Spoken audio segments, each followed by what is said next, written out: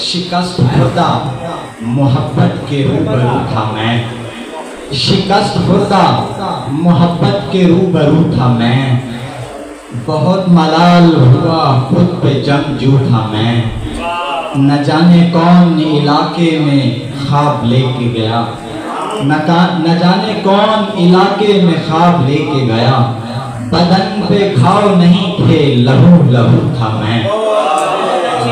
मेरे ईवान के अगले शायर जनाब अवैस फैजी से गुजारिश है कि वो आए और अपना कलाम पेश। पहले तो मेरी आँख से हैरत कशीद थी, वाह वाह। पहले तो मेरी आँख से हैरत कशीद थी, कुछ देर बाद उसने बसीरत कशीद की। बहुत अच्छे।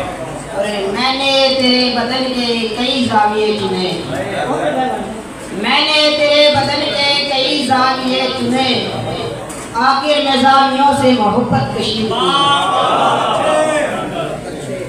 और कल शब का वाक़या है किसी खत कशीद ने, कल शब का वाक़या है किसी खत कशीद ने, सूरत के नाम पर मेरी वाशिक कशीद की। बहुत अच्छे, सूरत के नाम पर मेरी वाशिक कशीद की।